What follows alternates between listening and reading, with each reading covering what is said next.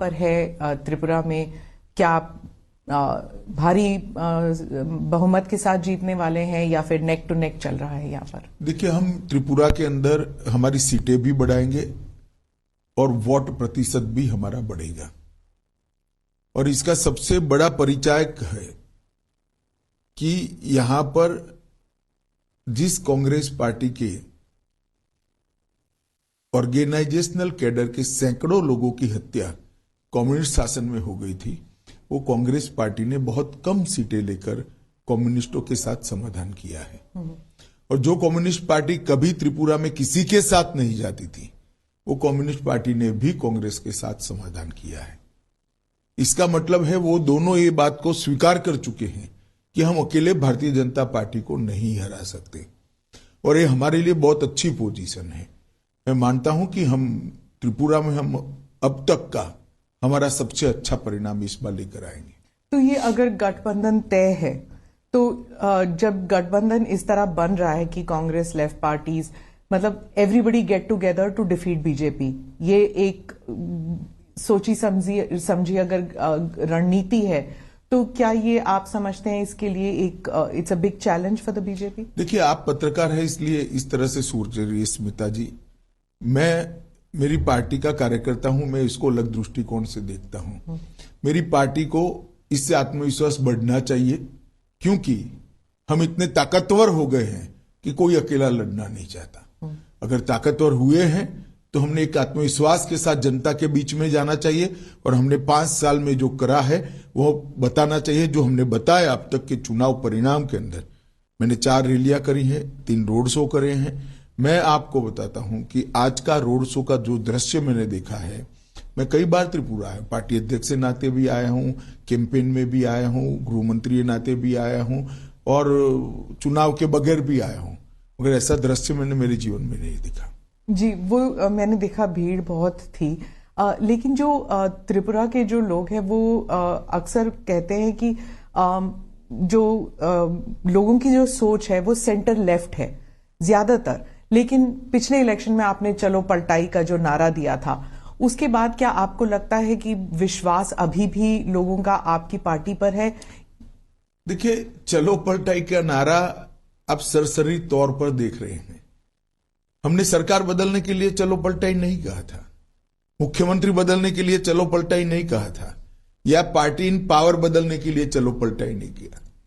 हमने चलो पलटाई का नारा त्रिपुरा की स्थिति बदलने के लिए दिया था, और आज हमने स्थिति को बदला है। जैसे मैं आपको बताता हूं, आमतौर पर सरकारी कर्मचारियों के लिए वामपंथी दलों से बहुत सारी अपेक्षाएं होती हैं। यहां पर कई सालों से वामपंथी दल सरकार में था, 5वां पे कमीशन इनको तनख्वाह में दिया जाता था। हमने आने के बाद 7वें पे कमीशन को देने का काम किया, और बजट भी अच्छे करे हैं, फिस्कल डेफिसिट बढ़ाए बगैर, तो रेवेन्यू जनरेट हुई। इसके साथ साथ हमने हिंसा को समाप्त करने का वादा किया था, और हमने हिंसा को समाप्त किया है।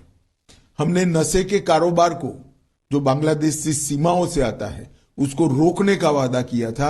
आज मैं आत्मविश्वास के साथ कह सकता हूं, हमने त्रिपुरा के अंदर नशे के कारोबार पर बड़ी कठोरता से नकेल कसी है, और इसका जनता में एक अच्छा मैसेज है। और हम इस बार नारा लेकर आए हैं, त्रिपुरा शांत हो चुका है, त्रिपुरा में अब वायलेंस नहीं है, अब त्रिपुरा को समृद्ध बनाने का समय आया है। मोदी जी और माणिक शाह की ये डबल इंजन की सरकार ने वो वादे को पूरा करने के लिए भी अब तक बहुत कुछ किया है। पहले विप्लव देव जी ने किया, अब माणिक शाह जी कर रहे हैं, और मोदी जी का जो केंद्र से गरीब कल्याण का थ्रस्ट है वो गांव तक परकोलेट हुआ है। माणिक जी और विप्लव जी को आपने जो चेंज किया, उससे एक इमेज भी जाता है कि कंट्रोल सब दिल्ली से होता है। अब आप इसकी व्याख्या इस तरह से कर सकती है, परंतु ये पार्टी का सिस्टम है, और कंट्रोल करने के लिए कोई बदलाव नहीं होता है। किसी भी कार्यकर्ता का ज्यादा उपयोग करने के लिए बदलाव होता है। तो कभी ना कभी कोई राज्य से सेंटर में आता ही है। आज हमने विप्लव देव जी को राज्यसभा का मेंबर बनाया है, हरियाणा जैसे महत्वपूर्ण राज्य का प्रभारी बनाया है जो दिल्ली के मुहाने पर है, और इसके साथ साथ राष्ट्रीय मंत्री भी बनाया है। तो वो केंद्र की राजनीति में अपना अच्छे से योगदान दे रहे हैं। त्रिपुरा की राजनीति में भी माणिक शाह जी के साथ रहकर उनको सहायता करें जी। तो इसको कोई इस प्रकार के दृष्टिकोण से देखने की जरूरत नहीं है। अखिल भारतीय पार्टियों को जब राष्ट्रीय स्तर पर कार्यकर्ताओं की जरूरत होती है तो स्वाभाविक रूप से कार्यकर्ता को सेंट्रल पॉलिटिक्स में ले जाते हैं। मैं मानता हूं ये प्रमोशन है, इसको और कोई दृष्टि से नहीं देखना जी। प्रद्युत जी जो है वो तिपरा मोथा की तरफ से वो बहुत किंग मेकर जैसे उनका इमेज बन गया है कि अगर हंग असेंबली होते हैं तो वो किंग मेकर बनेंगे। मीडिया भी उनकी तरफ क्यूरियोसिटी हंग बननी ही नहीं है, फिर क्या है कोई इस विषय का चर्चा करे। हंग नहीं बननी है, पूर्ण बहुमत के साथ भारतीय जनता पार्टी की सरकार। काउंटिंग के दिन आप देख लीजिएगा 12 बजे के पहले क्योंकि यहाँ कॉन्स्टिट्यूएंसियां छोटी हैं, 12 बजे के पहले पूर्ण बहुमत से भारतीय जनता पार्टी की सरकार बन जाएगी। उत्तर पूर्वी राज्यों में 2 और राज्यों में चुनाव हो रहे हैं। आपके हिसाब से उन दोनों राज्यों में भी क्या ऐसे मुद्दे हैं जो आपको what you think is important? देखिए, समग्र उत्तर पूर्व के अंदर नरेंद्र मोदी जी के प्रधानमंत्री बनने के बाद हमने उत्तर पूर्व को बदलने के लिए बहुत कुछ किया है। सबसे पहले उत्तर पूर्व के अंदर आज शांति है। कई सारे उग्रवादी संगठन थे, कई सारे उग्रवादी संगठनों के साथ हमने समझौता किया है। बोडोलैंड का समझौता हुआ, आरबी जनजातियों के साथ समझौता हो गया हमारा। यहां पर त्रिपुरा में ब्रू और रियांग अमानवीय तरीके से 40,000 परिवार 20-25 साल से ज्यादा समय से रहते थे, उनको सेटल कर बसाया गया। यहां पर भी NLFT के साथ समझौता किया गया। लगभग 8,000 से ज्यादा आर्म्ड कैडरों ने आत्मसमर्पण कर मेन स्ट्रीम में आना पसंद किया है। तो जो उत्तर पूर्व को पहले ब्लॉकेड, बम धमाके, इंसर्जेंसी के लिए जाना जाता था, आज इसकी जगह वहां रोड बन रहे हैं। सभी राज्यों में रेल पहुंचने को आई है, सभी राज्यों में एयरपोर्ट्स दिए गए हैं। जहां एक एयरपोर्ट था वहां त्रिपुरा जैसे राज्य में दूसरा भी हम बना रहे हैं। तो ढेर सारा विकास का काम नॉर्थ ईस्ट को इससे विकास से युक्त बनाने का काम प्रधानमंत्री जी ने कहा है। और 8 साल के कम समय के अंतराल में प्रधानमंत्री जी स्वयं 51 बार नॉर्थ ईस्ट आए, 51 टाइम। आजादी से अब तक किसी भी प्रधानमंत्री की फ्रीक्वेंसी नहीं रही है। और हर 15 दिन में एक केंद्रीय मंत्री को कंपलसरी यहां आना है। इसके साथ साथ कोरोना के समय से जो परंपरा शुरू हुई है फ्री चावल देने की, सबसे ज्यादा फायदा अगर किसी एक क्षेत्र को आबादी के प्रतिशत में हुआ है तो नॉर्थ ईस्ट के अंदर। और आज नॉर्थ ईस्ट के गरीब को यह मालूम पड़ गया है कि मेरे घर को कंप्लीट करने का काम नरेंद्र मोदी जी ने किया। आइडेंटिटी पॉलिटिक्स बहुत बड़ी चीज होती है उत्तर पूर्वी राज्यों में। मतलब उनकी जो आइडेंटिटी है वो अगर मिट ना जाए, उसको प्रिजर्व करके रखना, स्पेशली ट्राइबल एरियाज में, ये बहुत एक सेंसिटिव मसला है। तो मेघालय और नागालैंड में चुनाव होने वाले हैं, वहां पर ये इशू उठ रहा है। नहीं, मगर उनको अब तो 9 साल में परिचय हो गया है। मीडिया जो हमारे लिए अफवाहें फैलाता था कि हम आएंगे तो आपकी आइडेंटिटी चली जाएगी, आपकी भाषाएं चली जाएगी, उल्टा मोदी जी के आने के बाद लोकल लैंग्वेजेस और स्ट्रेंथी हो गई और मजबूत हो गई। प्राथमिक शिक्षा स्थानीय भाषाओं में होने लगी है। और इतना ही नहीं, कई सारी बोलियां जैसे मणिपुरी है, जैसे यहाँ की बोली है, त्रिपुरा की, कई सारी बोलियों में भी शिक्षा का प्रचार प्रसार बढ़ने लगा है। बोडोलैंड में भी उनकी भाषा में प्राथमिक शिक्षा होने लगी। तो उनकी आइडेंटिटी को और मुखर कर मजबूत करने का काम भारतीय जनता पार्टी की सरकार ने किया। एक भी राष्ट्रीय पर्व ऐसा नहीं है जिसमें नॉर्थ ईस्ट के कलाकारों ने दिल्ली के प्लेटफॉर्म पर परफॉर्म नहीं किया है। उनके लिए देश भर के अंदर स्वीकृति बढ़ी है। नरेंद्र मोदी जी के लिए कई पत्रकार एनालिसिस करते करते आर्टिकल लिखते हैं तो मैं पढ़ता हूं कि भाई नरेंद्र भाई ने रोड कनेक्टिविटी बढ़ा दी, नरेंद्र भाई ने एयर कनेक्टिविटी बढ़ा दी, नरेंद्र भाई ने रेलवे से उत्तर पूर्व को जोड़ दिया। ये तो किया ही है प्रधानमंत्री जी ने, मगर प्रधानमंत्री जी ने सबसे बड़ा काम अगर किया है तो उत्तर पूर्व और बाकी के भारत के हिस्सों के बीच में जो मन की दूरी थी उसको समाप्त कर दिया है। आज उत्तर पूर्व के लोगों को मन से लगता है कि भारत के बाकी हिस्सों में हमारा सम्मान है, यहां भारत के लोगों का सम्मान होना चाहिए। नागालैंड में भी ईस्टर्न नागालैंड में कुछ लोगों ने उकसा कर इलेक्शन का बहिष्कार करने का ऐलान करवाया था। अभी एएनपीओ ने विड्रॉ कर लिया, उन्होंने कहा हमें मोदी जी पर भरोसा है। तो यही बताता है कि अब ये चीजें नहीं चलने वाली। तो वो जो अकॉर्ड है उसका अभी तक वो सुलझ नहीं पाया अभी तक। देखिए सुलझ नहीं पाया है। अकॉर्ड किस चीज के लिए होते हैं? अकॉर्ड हिंसा बंद करने के लिए होते। हिंसा तो बंद ही हो गई, सीजफायर है ये, और इस पर डिस्कशन चल रहा है। जब उत्तर पूर्वी राज्यों में जब इलेक्शन होते हैं हमेशा जो ये बातें चलती हैं कि सीएए एनआरसी को लेके, लेकिन इस बार ये 3 राज्यों में चुनाव होने वाले हैं इस महीने और सीएए एनआरसी की बात ही नहीं उठ रही। आप भी नहीं उठा रहे और ऑपोजिशन भी नहीं उठा रही। नहीं, हमारा उठाने का सवाल ही नहीं है, क्योंकि यहां पर शेड्यूल 6 और इनर लाइन परमिट से प्रोटेक्टेड लगभग 80% से ज्यादा हिस्सा है, इसलिए इससे प्रभावित ही नहीं होता है।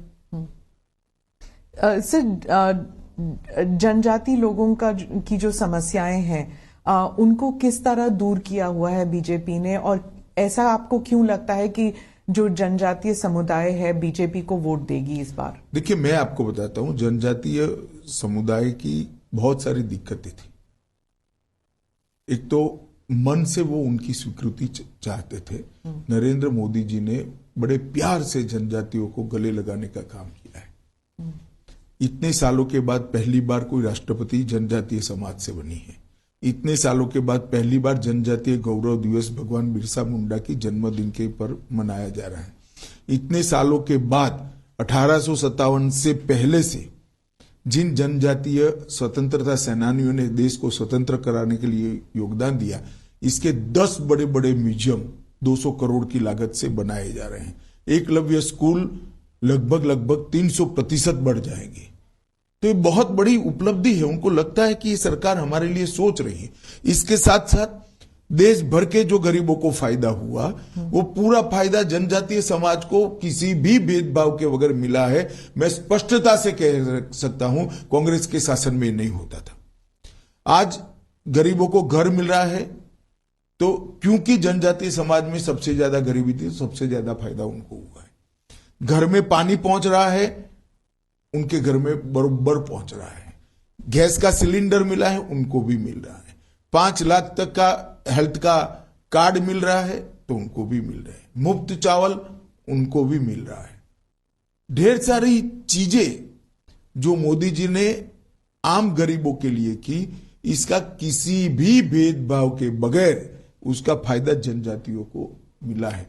और जनजाति को भी अब विकास का अनुभव होने लगा है कि हमें गुमराह कर कर, झगड़ा लगाकर हाथ में हथियार थमा दिए गए, मगर हमारा कल्याण नहीं हुआ, पीढ़ियां बर्बाद हो गई। आज शांति के कारण डेवलपमेंट संभव हुआ है। शांति के कारण जनजाति के बच्चों का शिक्षा समाप्त हुआ है, और शांति के कारण रोजगारी भी बढ़ी है।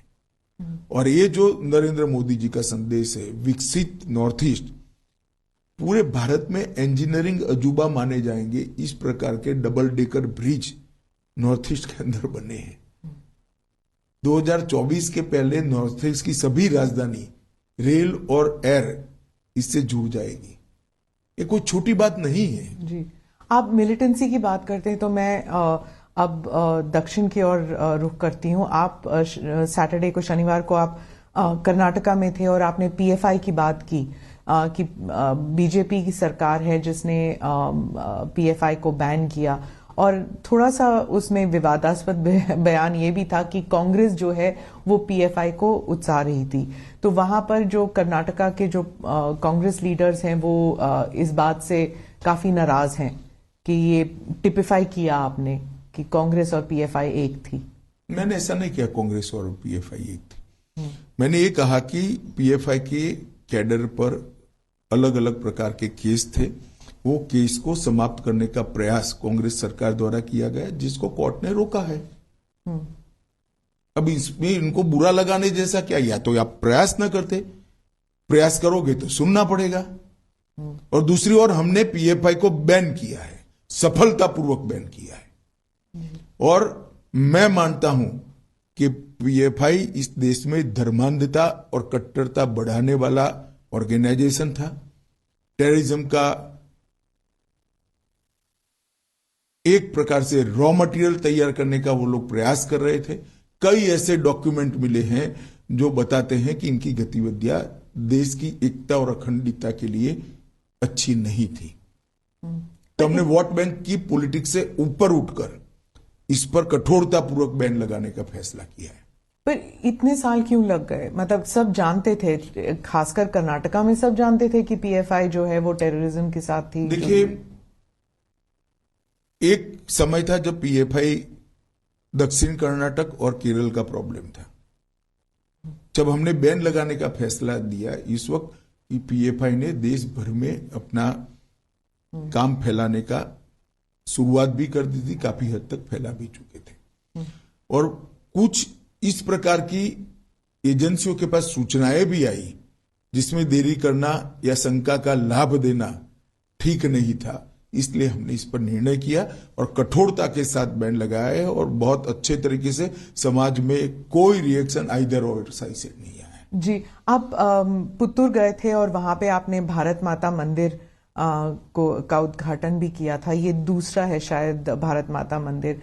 तो वहां पे चर्चा शुरू हो गई है कि चुनाव प्रचार शुरू कर दिया अमित शाह जी ने और एक कॉकटेल बना रहे हैं, हिंदुत्व कम पेट्रियोटिज्म, इस सब का मिला के। देखिए, बड़ी दुर्भाग्यपूर्ण स्थिति है कि भारत माता का मंदिर कोई जो बनाता है, जिसमें तात्या टोपे से लेकर सावरकर जी से लेकर एक्का तक, परमवीर चक्र एक्का तक की तस्वीरें लगी हैं, और भारत माता का मंदिर बनाने का जो प्रयास हुआ है, मैं आपको कहता हूं, आप भी कभी समय मिलिए तो जाइएगा, आप तो कर्नाटक से ही हैं। इतने अच्छे एटमॉस्फेयर में वो मंदिर को इतना शांत, क्लीन और नीट बनाया है। जिस ट्रस्ट ने बनाया है, मैं तो उसको बहुत बहुत साधुवाद देना चाहता हूं।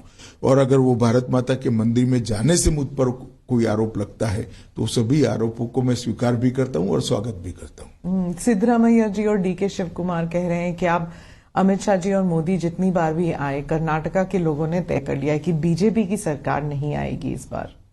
चलिए, वो तो ऐसा ही कहेंगे, हमारे लिए अच्छा नहीं कहेंगे, क्योंकि हमारे सामने वो चुनाव लड़ रहे हैं। मगर कर्नाटक के अंदर पूर्ण बहुमत की भारतीय जनता पार्टी की सरकार बनने जा रही है। मैं कर्नाटक 4 बार गया हूं विगत 2 महीने, 5 बार गया हूं विगत 2 महीनों में। मैं आपको बताता हूं, मैंने जनता की पल्स देखी है, नरेंद्र मोदी जी की लोकप्रियता देखी है। वहां पर बहुत बड़ा मैंडेट भारतीय जनता पार्टी को मिलने जा रहा है। तटीय और दक्षिण कर्नाटका में तो होल्ड था ही बीजेपी का, लेकिन आप मानते हैं कि बाकी इलाकों में भी? नहीं, उत्तर कर्नाटक और हैदराबाद कर्नाटक में भी मैं जाकर आया हूं। जी जी। और मैंने शुरुआत तो मांड्या से करी है। मांड्या में इतनी बड़ी रैली भारतीय जनता पार्टी की कभी नहीं हुई। तो मांड्या की जनता भी अब परिवारवादी पार्टियों से खिसक कर भारतीय जनता पार्टी के डेवलपमेंट के पॉलिटिक्स को एक्सेप्ट करती है।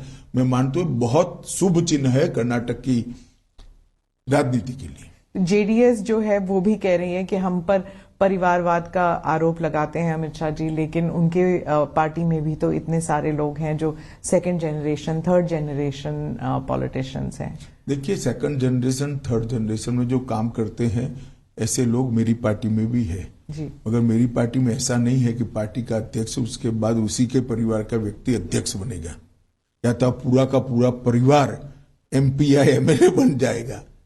ये किस प्रकार की कंपैरिजन है? पूरी डेमोक्रेटिक सिस्टम को आपने समाप्त कर दिया है। इस प्रकार के आंख में धूल झोंकने वाले बचाव जनता के सामने रखकर आप परिवारवाद को छुपा नहीं पाओगे। आपने कश्मीर के बारे में भी ये कहा था जब आर्टिकल 370 पे जब हमने इंटरव्यू किया था, तब उस वक्त भी आपने कहा था कि परिवारवाद जो है वो खत्म हो जाएगा, अब कश्मीर में नए नेता उभरेंगे। लेकिन अभी भी वहां पे अभी चुनाव ही कहाँ हुआ है, पर तैयारियां तो शुरू हो गई हैं। तो तैयारी तो करने का सबको अधिकार है। जनता का मैंडेट देखिएगा। अब ये जो पंच सरपंच चुनकर आए हैं, इसमें से ही नया नेतृत्व इमर्ज होगा, वहीं से कश्मीर के नेता निकलेंगे। सर, जहां पर आप ऑपोजिशन की पार्टीज पर परिवारवाद का आरोप लगाते हैं, वहीं कांग्रेस जो है अब आप पर, आपकी पार्टी पर, आप पर नहीं, आपकी पार्टी पर मित्रता का आरोप लगा रही है कि मित्र, बीजेपी के जो मित्र हैं, अडानी जी के बारे में कहा जाता है कि उनको सभी कॉन्ट्रैक्ट्स मिल रहे हैं और बीजेपी जो है उनका जो डिफेंस है वो इतना नहीं है, इतना स्ट्रांग नहीं है। अभी सुप्रीम कोर्ट ने केस का संज्ञान लिया है। देश की कैबिनेट के सदस्य नाते जब सुप्रीम कोर्ट ने किसी मैटर को सीज किया हो, उस वक्त मेरे लिए बोलना ठीक नहीं होगा, परंतु इसमें बीजेपी के लिए कुछ छुपाने को नहीं है और ना किसी बात से डरने की जरूरत है। जी, निर्मला जी ने भी कहा था संसद में कि हमें कांग्रेस से करप्शन के बारे में सीखने की जरूरत नहीं है, कि मतलब वो हमको जो पाठ पढ़ाने की कोशिश कर रहे हैं, हमको आपसे सीखने की जरूरत नहीं है, ये उन्होंने संसद में कहा था। लेकिन राहुल गांधी जी की पूरी स्पीच जो है सिर्फ अदानी अदानी अदानी पर था। अब वो तो उनको क्या स्पीच देनी, उनको सोचना चाहिए। इनकी जो स्क्रिप्ट लिखते हैं इन लोगों को सोचना चाहिए। इसमें मैं कुछ नहीं कर सकता, क्योंकि वो कह रहे हैं कि जब उन्होंने भारत जोड़ो यात्रा की, वो कह रहे हैं कन्याकुमारी से लेके कश्मीर तक लोग यही कह रहे हैं कि बीजेपी जो है वो पहले एंटी करप्शन थी, लेकिन अब उनमें क्रोनी कैपिटलिज्म वाली बात शुरू हो गई है। सवाल ही पैदा नहीं होता। एक भी आरोप भारतीय जनता पार्टी पर आज तक कोई नहीं लगा पाया है। उनके जमाने में उन्हीं की एजेंसियों ने, चाहे कैग हो चाहे सीबीआई हो, उन्होंने करप्शन का संज्ञान लेकर केस रजिस्टर किए थे। 12 लाख करोड़ के करप्शन के घोटाले किए थे। जो इदारे हैं, जो सिस्टम है, उनके बारे में भी कहा जाता है कि कांग्रेस कहती है कि बीजेपी ने सारे सिस्टम्स को अपने कब्जे में ले लिया, इसलिए कोई इंक्वायरी नहीं होगी, कोई इन्वेस्टिगेशन नहीं हो सकती। कोर्ट में जाए ना, कोर्ट में नहीं जाते हैं। मैंने तो पेगासिस में भी कहा था, आपके पास प्रूफ है तो आप कोर्ट में चले जाइए। ना गए, वो सिर्फ शोर शराबा करना चाहते हैं। कोर्ट तो हमारे कब्जे में नहीं है। जो लोग गए, पेगासिस का संज्ञान भी लिया था, कोर्ट ने जजमेंट भी दे दिया, कुछ जांच भी कर ली। बीजेपी के स्पोक्स पर्सन्स कह रहे हैं कि हर इलेक्शन से पहले ऐसे एक इंटरनेशनल कंस्पिरेसी होता है, पहले रफाल था। देखिए स्मिता जी, मैं बीजेपी के स्पोक्स पर्सन को इसका जवाब देने दीजिए। मैं आपको बताता हूं, सुप्रीम कोर्ट ने इसका संज्ञान लिया है। इस बारे में मैं कम से कम अभी बात करना नहीं चाहूंगा। क्या कोई कंस्पिरेसी है सर, जैसे बीबीसी का डॉक्यूमेंट्री हो या फिर ये सब, ये हिंडनबर्ग का रिपोर्ट हो, क्या आप भी ऐसे देखते हैं कि कोई? देखिए, सत्य जो होता है इस पर 1000 कॉन्स्पिरेसी कर लो, कुछ नहीं होता है। वो करोड़ों सूर्य की भांति तेजस्वी बनकर ही बाहर आता है। ये तो मोदी जी के पीछे 2002 से कर रहे हैं और हर बार मोदी जी मजबूत होकर, सच्चे बनकर और जनता की ज्यादा लोकप्रियता हासिल कर बाहर आए हैं। जी, उन्होंने, प्रधानमंत्री ने स्पीच में भी यही कहा था कि कीचड़ जो है, कमल जो है कीचड़ में ही उगता है, तो जितना मर्जी कीचड़ उन पर फेंका जाए, पार्टी और वो उभर कर आएंगे। लेकिन उनको सुनने के लिए कोई तैयार नहीं था। पार्लियामेंट का डिस्कोर्स इतना खराब हो चुका है, शोर शराबे के बीच प्रधानमंत्री का पूरा देश सुनता है। जो सांसद को तय करती है ना, वो जनता पूरी सुनती है। अब सोशल मीडिया प्लेटफॉर्म पर चली जाइए और मोदी जी के भाषण के पर कमेंट्स पढ़िए, पूरी जनता सुनती है। अब पॉलिटिकल स्टैंड लेकर कुछ पार्टियां नहीं सुनना चाहती है, वो भी जनता देख रही है। पर उनकी जो, वो कहते हैं कि जो हम तो अब पार्लियामेंट में, संसद में बोल भी नहीं सकते क्योंकि हमारे शब्द भी एक्सपंज किए जाते हैं। नहीं, पहली बार एक्सपंज नहीं हो रहे जी। पार्लियामेंट के प्रोसीडिंग्स एक्सपंज शब्दों और वाक्यों से भरा पड़ा है। पार्लियामेंट के रूल्स के हिसाब से बहस का स्थान है, और जब रूल्स के हिसाब से बहस करनी है तो पार्लियामेंट्री लैंग्वेज में करनी पड़ती है। आपने भी कहा था जब अधीर रंजन जी ने पप्पू शब्द का इस्तेमाल किया तो आपने कहा कि किसी भी सांसद जी के लिए ऐसे शब्द इस्तेमाल नहीं करने चाहिए। आपने भी कहा, उस वक्त सब हंस पड़े क्योंकि वो शब्द जो है इतना अजीब लगा कि संसद में कोई वो शब्द कह रहा है। तो वो पर उसके बाद गाली गलौज भी शुरू हो चुकी है। आप इसके बारे में कुछ कहेंगे? कि देखिए, मैं तो मानता हूं कि जनता सब कुछ देख रही है और जनता इवेल्युएशन भी करती है। अब इंडियन डेमोक्रेसी इतनी मजबूत हो गई है, इतनी मैच्योर हो गई है कि वोट कास्ट करते वक्त ये सारी चीजों का संज्ञान भारत की जनता लेगी। पर संसद होने के नाते, एक सांसद होने के नाते, क्या आपको नहीं लगता कि सभी पार्टियों को मिल बैठकर कुछ करना चाहिए? क्योंकि लोग तंग आ चुके हैं ये सब देखकर, मतलब इट्स डिस्गस्टिंग। देखिए, हमें कोई परहेज नहीं है किसी के साथ बैठने के लिए, परंतु इनिशिएटिव तो सबने लेना पड़ेगा। जी, मैं अब जो राज्यों में चुनाव होने वाले हैं, 8 कुछ राज्यों में चुनाव होने वाले हैं, बहुत से लोग कहते हैं कि ये बार बार जो चुनाव होते हैं, मतलब अब 12 महीने में 8 राज्यों में अगर चुनाव होंगे तो एडमिनिस्ट्रेशन, रनिंग द कंट्री, ये सब बैकसीट ले जाए, सिर्फ इलेक्शन कैंपेन ही चलता रहता है। इसके लिए प्रधानमंत्री जी ने पंचायत से पार्लियामेंट के चुनाव एक साथ कराने का एक विचार देश की जनता के सामने रखा है, सभी दलों के सामने भी रखा है, पार्लियामेंट में भी उन्होंने बोला है, और मैं मानता हूं कि समय आ गया है कि इस पर विचार होना चाहिए। पर कब होगा ये? मतलब अब देखिए, इसमें सबसे चर्चा तो करनी ही पड़ेगी, सबसे चर्चा कर कर ही ये हो सकता है, मगर प्रधानमंत्री जी के विचार रखते ही एक बहस तो छिड़ गई है। सब लोगों को लगता है कि हर साल चुनाव होना, हर महीने चुनाव होना, वो लोकतंत्र के लिए भी ठीक नहीं है। इसका एक ही समय निश्चित कर लिया जाए। प्रधानमंत्री राजस्थान गए थे। अब राजस्थान, छत्तीसगढ़, कर्नाटका और मध्य प्रदेश, ये 4 बहुत बड़े राज्य हैं जहां पर चुनाव होने वाले हैं। आप थोड़ा सा ब्रेक डाउन करके हमें बता सकते हैं कि राजस्थान में क्या आप देख रहे हैं एक चेंज, जैसे आपने पलट का कहा था? नहीं, मैं तो मानता हूं कि ये चारों राज्य, राजस्थान, कर्नाटक, राजस्थान, छत्तीसगढ़ और मध्य प्रदेश भारतीय जनता पार्टी के मजबूत राज्य हैं। हम चारों जगह पे जीतेंगे। राजस्थान में ऑल्टरनेट चलता है, मुख्यमंत्री को लेकर हमेशा बहस होती है कि कौन बनेगा। ऐसा हमेशा नहीं होता है। नॉर्थ ईस्ट में भी ऑल्टरनेट कहते थे, कुछ नहीं हुआ। हम नॉर्थ ईस्ट के मणिपुर में भी फिर से रिपीट हो गए, असम में भी हो गए, तो अरुणाचल में भी हो गए, अब त्रिपुरा में भी हो जाएंगे। मध्य प्रदेश में आप नहीं समझते कि इतनी देर से बीजेपी की सरकार चल रही है, जो कांग्रेस है वो कहते हैं कि लोग ऊब चुके हैं, बोर हो चुके हैं एक ही पार्टी। गुजरात में भी बहुत सालों से चल रही है। गुजरात में तो आपने पुरजोर कोशिश की, आप और मोदी जी, आप दोनों के होम स्टेट है, वहां पे तो जीतना ही था आपको। नहीं, ऐसा नहीं होता है। जब जनता बोरियत महसूस करती है तो कोई नहीं जीता सकता, मगर नई नई योजनाएं जो भारतीय जनता पार्टी की सरकार, केंद्र सरकार और राज्य सरकार लेकर जा रही है, इसका जनता स्वागत करती है।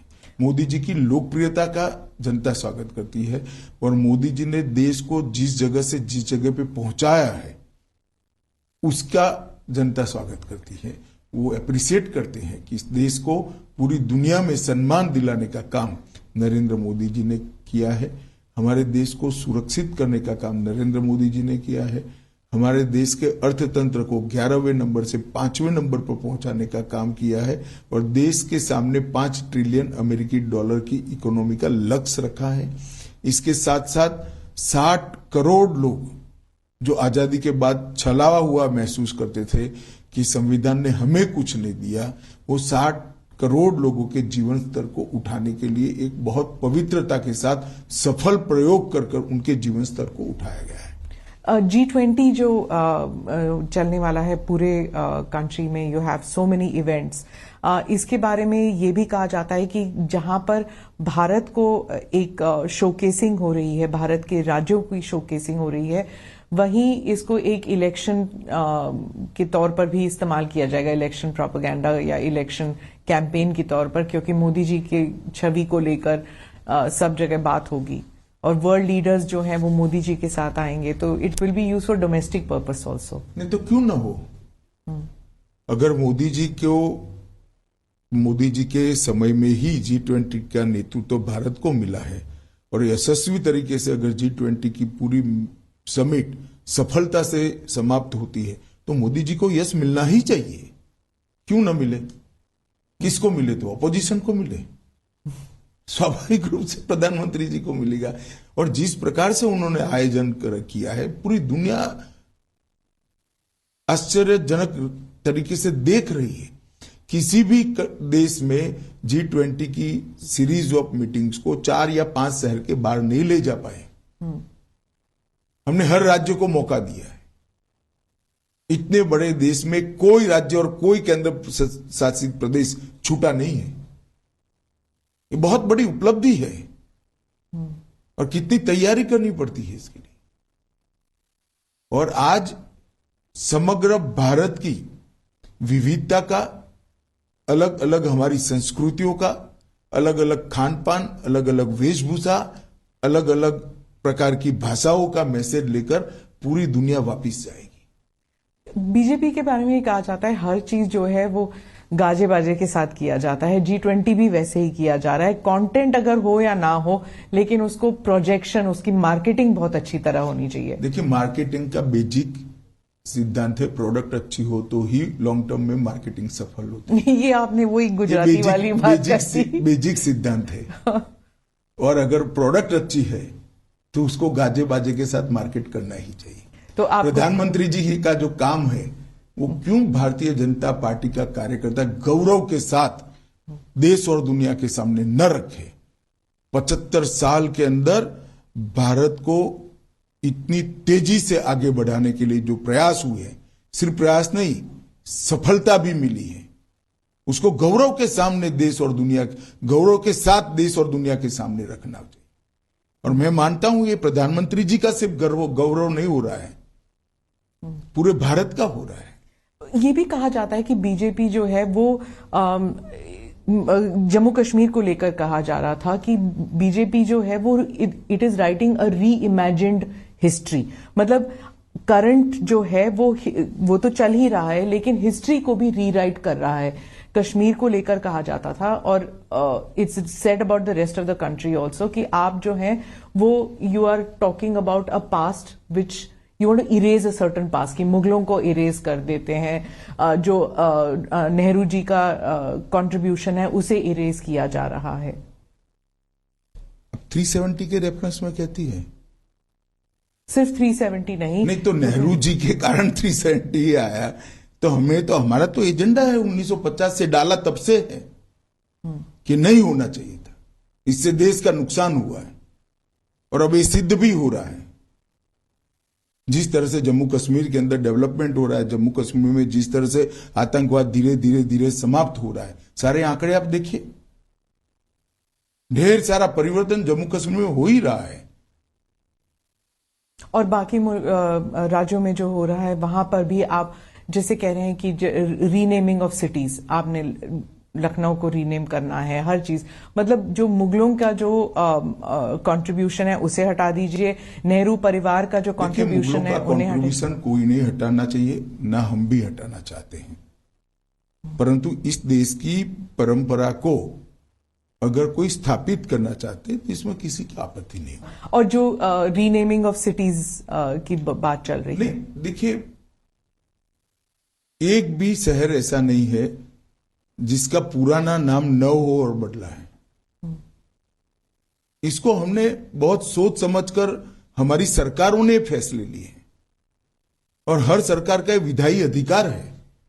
जी 2024 को लेकर आप समझते हैं क्या आप ऑलरेडी एक एजेंडा लेकर चल रहे हैं कि 2024 के इलेक्शन के लिए क्या मुद्दा होगा बीजेपी के लिए, क्या क्या मैसेजिंग होगा? देश का विकास, सुरक्षित देश से अर्थतंत्र को विश्व में सबसे तेज गति से बढ़ने वाला अर्थतंत्र बनाना, भारत का गौरव समग्र विश्व के अंदर पहुंचाने का प्रयास और सफलतापूर्वक इसकी स्वीकृति आई है, और देश के 60 करोड़ गरीब लोगों के जीवन स्तर को उठाने का 8 साल के अल्पकाल के अंदर जो प्रयास किया और हम उठाने में सफल भी हुए हैं।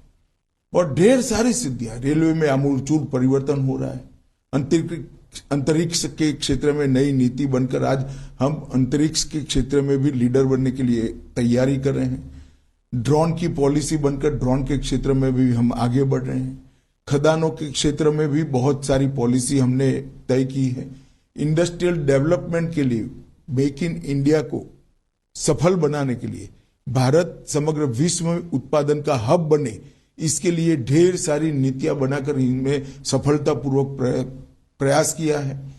भारत की डिफेंस के क्षेत्र में विदेश पर की निर्भरता को 30% ये 8 साल के अंदर कम करना, मैं मानता हूं बहुत बड़ी सिद्धि है।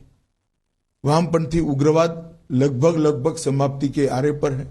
जम्मू कश्मीर के अंदर आतंकवाद पर पूर्णतया हमारी एजेंसियों का कंट्रोल है, वर्चस्व है। नॉर्थ ईस्ट के अंदर पूरा एक प्रकार से जो उग्रवादी ग्रुप थे, इसके अंदर बहुत सारा समाधान कर हमने धीरे धीरे कर 8,000 से ज्यादा उग्रवादी ग्रुपों के लोगों को मेन स्ट्रीम में लाने में सफलता हुई। नॉर्थ ईस्ट पहली बार विकास का अनुभव कर रहा है। मैं तो अभी त्रिपुरा में घूम रहा हूं, आज भी एक मैं बहुत गरीब घर के अंदर भोजन करने के लिए गया था, उसने उसका टॉयलेट भी बताया, गैस का सिलेंडर भी बताया, घर में बिजली भी बताई और नल से आता हुआ पानी भी बताया और आयुष्मान भारत का कार्ड भी बताया। ये लाभार्थी स्कीम तो ये गरीब के घर में पहुंचा है सारा। और बाहरी धान का बड़ा प्लास्टिक का बोरा भरा पड़ा था।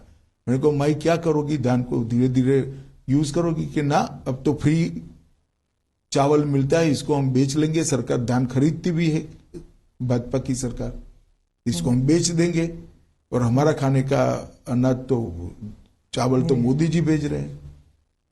उससे फिर तेल और सब्जियां खरीदेंगे, इससे तेल सब्जियां बाकी जीवन जरूरियात की चीजें उसके जीवन को वो अपग्रेड करेंगे। इसके घर में लगभग मैंने ऐसा पूछा नहीं, पर प्लास्टर वाले घर की चमक थी, अभी कलर भी नहीं लगा था, घर में प्लास्टर हो चुका है, इसको गौरव था। जी, तो ये परिवर्तन जो है, मैं मानता हूं कि 2024 में कहीं कोई स्पर्धा नहीं है, देश एक तरफा मोदी जी के साथ आगे बढ़ रहा है। परिवर्तन की राजनीति, ये आप पिछले 8 साल और अब 2 साल, लेकिन क्या आप 2024 में आप प्रिंसिपल ऑपोजिशन किसे मानते हैं? Congress led by Rahul Gandhi? ये तो देश की जनता ने तय करना है। अभी तो किसी को प्रिंसिपल ऑपोजिशन का लेबल जनता ने लोकसभा में नहीं दिया है। लेकिन भारत जोड़ो यात्रा के बाद अब तो ऐसे ही लग रहा है कि मोदी जी के खिलाफ तो अब राहुल गांधी ही खड़े होंगे, क्योंकि ममता जी वगैरह तो देखिए ना, ये 3 राज्यों में चुनाव है, कितना असर होता है।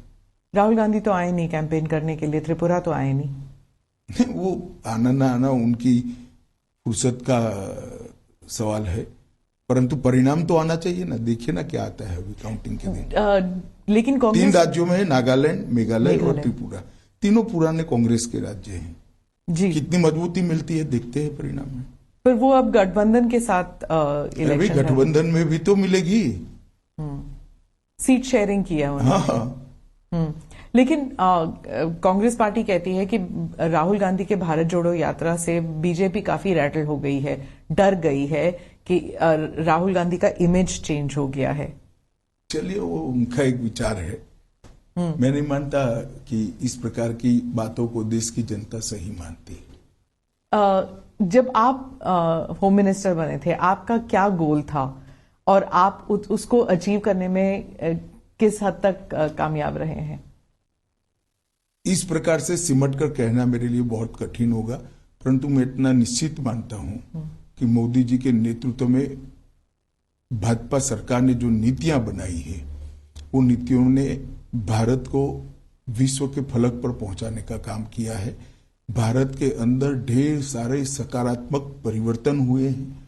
नई शिक्षा नीति एक ही काम ऐसा है जो 50 साल तक भारत को पे करेगा, भारत की नई पीढ़ी बनाएगा, भारत के विचारों वाली नई पीढ़ी बनेगी जो आने वाले दिनों में पूरे विश्व के अंदर चकाचौंध करने वाली सफलता लेकर आएगी। मैंने नई शिक्षा नीति के मसौदे को बहुत बारीकी से पढ़ा है, बहुत बारीकी से। और मैं विद्यार्थी परिषद का कार्यकर्ता रहा हूं। हर बार जब शिक्षा नीति आती है इसका बहुत विरोध होता है, क्योंकि ढेर सारी कमियों को लोग ढूंढ कर निकाल देते हैं। ये शिक्षा नीति का किसी ने विरोध नहीं किया।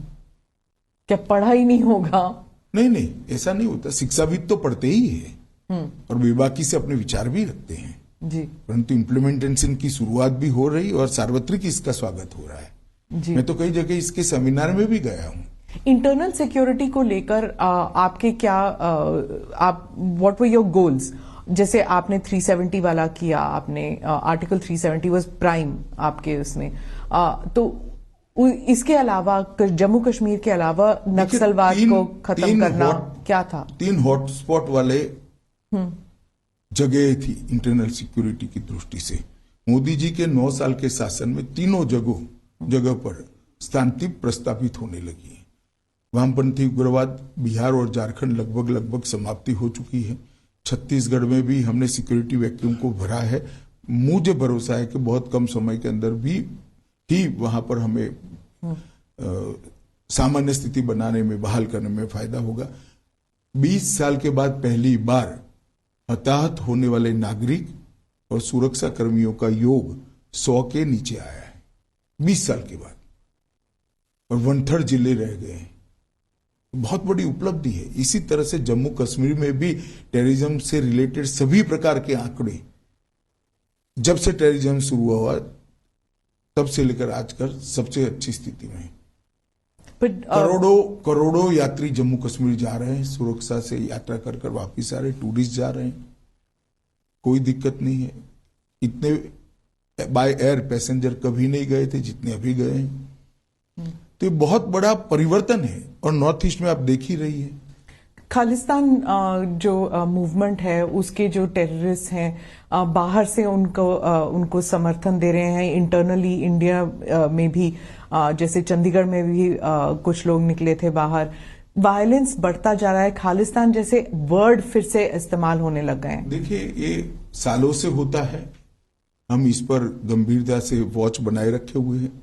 पंजाब सरकार से भी हमारी चर्चाएं होती है, सभी एजेंसियों का कोऑर्डिनेशन अच्छा है। मुझे विश्वास है कि हम इसको पनपने नहीं देंगे। क्या हम कनाडा, यूके इन सब से इंटरनल सिक्योरिटी को लेकर उनसे बात कर रहे हैं हम? देखिए स्मिता जी, इस प्रकार की बातों को सार्वजनिक रूप से प्रकट करना न नेशनल सिक्योरिटी के लिए अच्छा है, न गृह मंत्री के लिए अच्छा है। जी वो मैं समझती हूँ, लेकिन लोगों को डर जरूर लगता है कि फिर से 80 का दशक फिर से। हमारी क्रेडिबिलिटी है, किसी को डरने की जरूरत नहीं। जी आप राउंड अप अगर हम करें कि इंटरनल सिक्योरिटी के मामले में हम लोग जब आपकी सरकार आई 2014 से और अब तक सबसे एक खास उपलब्धि आप कौन सी मानेंगे? कहा ना, तीनों थिएटर के अंदर बहुत बड़ा बदलाव आया है जी। 8000 से ज्यादा इंसर्जेंसी ग्रुप के लोगों ने नॉर्थ ईस्ट अकेले में हथियार डाले हैं। ये आंकड़ा 22 साल के बाद 100 से कम हुआ है। जिले बहुत सारे मुक्त कर दिए गए। यहां से अब सफा 60% से ज्यादा क्षेत्र के अंदर उठा लिया गया है नॉर्थ ईस्ट में से। यही बताता है कि स्थिति अच्छी है। करोड़ों यात्री, टूरिस्ट और यात्री जम्मू कश्मीर का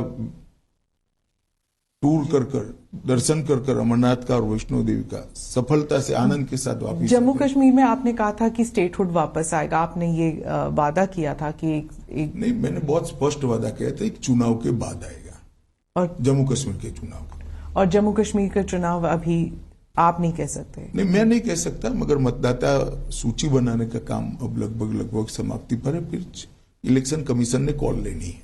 महबूबा मुफ्ती और उमर अब्दुल्ला कहते हैं कि पहले कभी ऐसे नहीं हुआ था कि कोई चुनाव नहीं हो रहे, इतने सालों साल चुनाव नहीं हो रहे, and there is a system of getting things done, लेकिन वो हो नहीं रहा है। ऑर्डिनरी सिटीजन्स के घरों पर बुलडोजर चलने लग गए हैं, आर्बिट्ररी हो रहा है। देखिए, अगर मनमाने तरीके से, गैरकानूनी तरीके से कुछ भी हो रहा है तो सब कोर्ट में जा सकते हैं। एक बात, जहां तक चुनाव का सवाल है, उनको कभी क्यों पंच, सरपंच, जिला पंचायत, तहसील पंचायत के चुनाव की याद नहीं आती है? वो हमारे ही शासन में हुए हैं। 70 साल से आप लोगों ने नहीं करे थे। 3 परिवार अपना कब्जा बनाकर जम्मू कश्मीर में बैठे थे, और आज ये सारे चिल्ला रहे हैं। एक भी जगह घटना होने के बाद में फारूक साहब कश्मीर से इंग्लैंड चले गए थे। किसके समय में टेररिज्म बढ़ा? किसने बढ़ने दिया? इसका जवाब उनको देना चाहिए। महबूबा जी तो कह रही हैं कि बीजेपी ने तो जम्मू कश्मीर में पैलेस्टाइन को छोड़िए अफगानिस्तान बना दिया है। चलिए, आप बहुत सीरियसली ले रही हैं उनको। लेना तो पड़ेगा ना सर, वो है। जी, तो जी। वो अगर वास्तविक स्थिति का आकलन कर सीरियसली लेना चाहिए। तो वो आजकल तो वही है, अभी तक तो कोई नेता उभरे नहीं है। अभी भी उमर अब्दुल्ला है, महबूबा है, फॉर्मर चीफ मिनिस्टर है। नहीं, वो तो है ही जी। एक बार बनने के बाद पूरा जीवन सभी लोग फॉर्मर रहना ही पड़ता है। जी, अच्छा, धन्यवाद अविशा जी, आपको all the best for the elections. अभी सालों से एक पूरा साल आपका चुनाव प्रचार में लग जाएगा। चुनाव अब परिणाम आए तब देख लेना। मोदी जी के नेतृत्व में भारतीय जनता पार्टी बहुत यशस्वी होकर चुनाव में बाहर आएगी, और आगे वाले 23 में चुनाव जो आ रहे हैं वहीं भी हमारे चारों राज्य अच्छे हैं, हम बहुत अच्छे से परफॉर्म करेंगे। मीडिया को अगर आप देखें तो वो तो कह रहे हैं कि नेक टू नेक चल रहा है त्रिपुरा में। चलिए, मुझे लगता है जो मैंने बताया, हर बार मीडिया हमारे साथ शुरुआत तो नेक टू नेक ही करता है। अच्छा, धन्यवाद। धन्यवाद।